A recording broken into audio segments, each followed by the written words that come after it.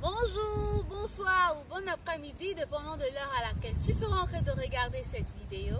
C'est Emmanuela, God with Us, et aujourd'hui c'est une nouvelle vidéo avec une nouvelle belle fille. Ne rate pas ça, c'est tout de suite.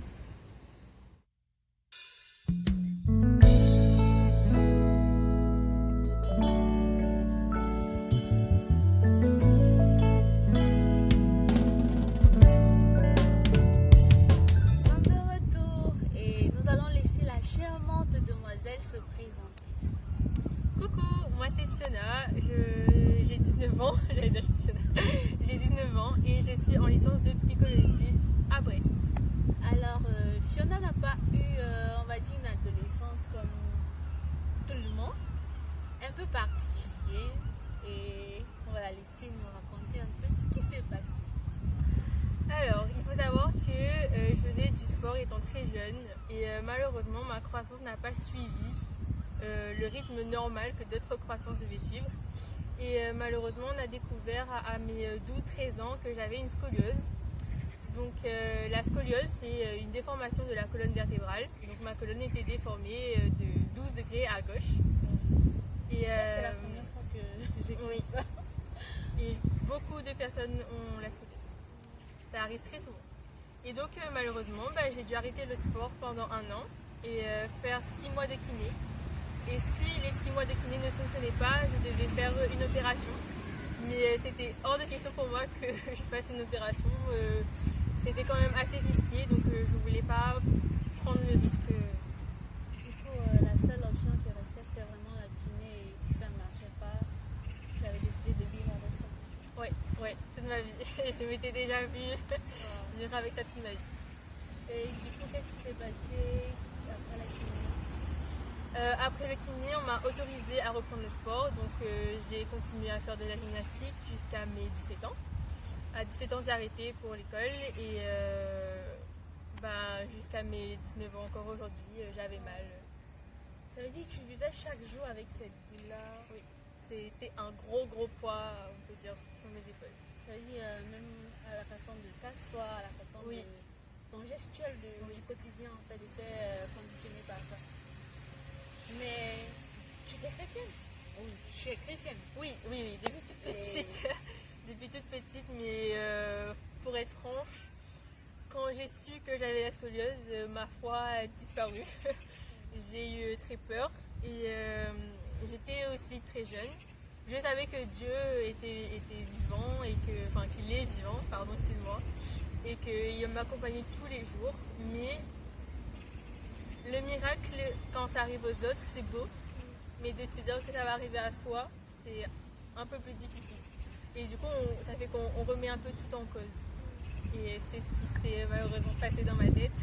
Du coup, tu avais en fait peur que cela affecte ta foi si le miracle ne se produit pas. Ouais. Tu t'inquiètes plus pour ça et... J'étais inquiète d'être déçue de Dieu et de ne plus vouloir lui adresser la parole et d'être en colère toute ma vie. Et ce n'est pas ce que je voulais, donc on va dire que j'ai amassé un peu cette douleur sur moi parce que je voulais pas que Dieu me déçoive et que je lui déçoive aussi par la suite de ne pas croire en ce qu'il pouvait faire pour moi. Mais à un moment donné, tout a changé. Ah oui. Il y a eu quelque chose qui s'est passé. Oui. Dis-moi. Alors du coup, à mes 18 ans, je suis arrivée à Brest. Et ça a été le changement total et on peut dire un gros dépaysement. Mais ce dépaysement m'a permis de m'appuyer de plus en plus sur Dieu. Parce que c'était vraiment la seule personne qui pouvait être là au quotidien pour moi, qui ne me lâchait pas. Et je me suis beaucoup appuyée sur sa parole. Notre relation a aussi changé parce qu'elle est devenue plus intime. J'étais vraiment et je suis dépendante de Dieu à 100%. Et ça m'a fait du bien. Et malheureusement, dans mes tâches quotidiennes, la douleur ne s'arrêtait pas. Que je sois assise ou debout, allongée. Et parfois, je me réveillais même tous les matins et j'avais très mal. Donc ça faisait que je mettais un peu de temps à me lever. Et, mais un soir, je priais pour mes partiels parce que j'étais quand même assez angoissée pour les examens. Comme je le dis C'était toujours, les premiers examens. Donc, la vie des étudiants, c'est quelque chose. j'étais pas super à l'aise. Mais ce soir-là, alors que je voulais prier pour mes partiels, Mon cœur a ressenti une très grosse envie de prier pour mon dos et mon ami m'encourageait beaucoup à me dire que tu sais, Dieu peut te guérir. Et moi, je savais et je sais que Dieu peut me guérir.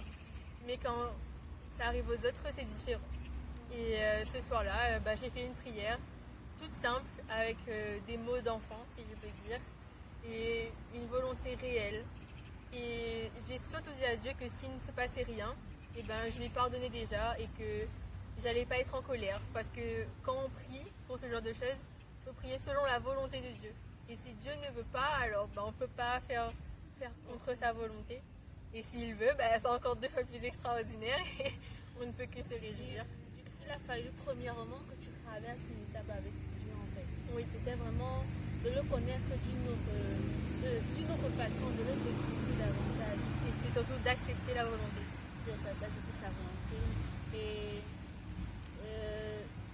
à l'apôtre Paul, dans la parole, lui il avait une douleur pareille. Et il a prié, il a demandé au Seigneur à 2 reprises d'enlever cette douleur. Mais le Seigneur lui a dit, ma grâce te suffit. Et je crois que si Paul a pu continuer à œuvrer, à faire tout ce qu'il faisait pour Dieu, c'était parce qu'en fait, il croyait en fait que la volonté de Dieu pour lui, c'est ce qui est parfait. Et je crois que c'est à cette étape que tu es arrivé. Oui. Et je crois aussi que c'est ce que Dieu voulait en fait Oui, que tu comprennes. je pense. Je pense. Mais quelque chose s'est passé, pas comme chez l'apôtre Paul.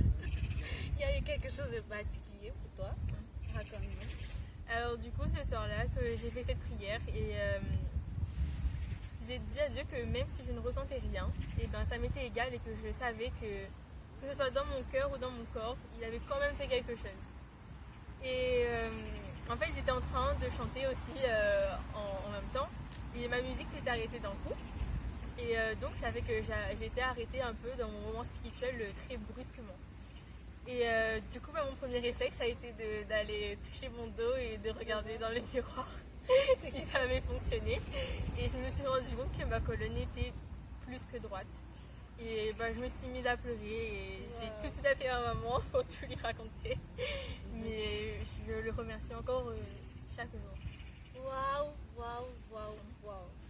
En fait, le miracle est toujours disponible. En fait. Dieu, il a toujours cette volonté d'agir pour nous.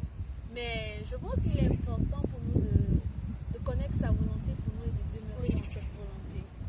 Et le miracle a été disponible. Mais en fait, j'aimerais savoir, qu'est-ce qui a bien pu passer dans ta tête dans cet instant? En fait, à cet instant, tu te rends compte qu'à un claquement de doigts, un dysfonctionnement ou quelque chose pendant plusieurs années où tu as dû supporter, tout d'un coup, c'est fini. J'ai toujours porté ce poids-là sur mes épaules depuis très longtemps. Et c'était devenu une habitude. Et j'avais pas envie de remettre ça entre les mains de Dieu parce que c'était devenu une habitude. Et j'ai pas déposé ça envers Dieu comme une maladie, mais plutôt comme un poids qui pesait tellement lourd sur mes épaules que je voulais plus le recevoir et que je voulais plus le porter. Et c'est plutôt cette sensation-là que j'ai sentie. C'est je prends ton poids et je le prends pour moi. Et moi, je te récompense. C'est vraiment ça que j'ai ressenti. Après, je pense que tout le temps où il ne s'est rien passé, Dieu m'a préparé à recevoir ce miracle-là. Parce que je ne sais pas ce qui pouvait se passer si j'avais reçu ce miracle des années avant. Quel impact ça aurait eu dans ma vie et ça n'aurait pas été pareil qu'aujourd'hui. Et je pense qu'au fond de moi, maintenant, je peux dire que j'ai préféré avoir attendu, être préparée à tout ça, avoir passé tout ce que j'ai pu surpasser pendant mes années et arriver ici et me dire que enfin je peux marcher normalement, je peux m'asseoir comme je veux, avec des limites, on n'est pas dans l'excès, mais je peux faire beaucoup plus de choses qu'avant et je suis trop contente quoi. Amen. Vraiment, je rends grâce à Dieu et gloire à son nom parce qu'il est un Dieu de miracles et le miracle est toujours disponible. Je ne sais pas quel fardeau tu peux être en train de porter à cet instant. Je ne sais pas si tu es chrétien ou pas, mais je veux te dire, le miracle est disponible pour toi. Il faut juste déposer ça au pied de la croix, au pied du qu'il va encore le faire. Parce que c'est vraiment le Dieu qui est avec nous, qui a dit je marcherai avec vous tous les jours jusqu'à la fin. Et il est toujours à notre écoute. Et parfois il veut juste nous écouter, qu'on exprime en fait ce qu'on ressent à l'intérieur de nous, qu'on laisse sa volonté pour notre vie s'accomplir en fait. Et tu l'as fait et tu as vu ce miracle s'accomplir. Et je crois qu'une autre personne peut aussi le vivre parce qu'il est disponible pour chacun de nous et il est disponible pour toi. Alors à toi qui attends ce miracle, mets ta foi à l'épreuve et ose demander à Dieu de prendre ce poids qui est sur tes épaules.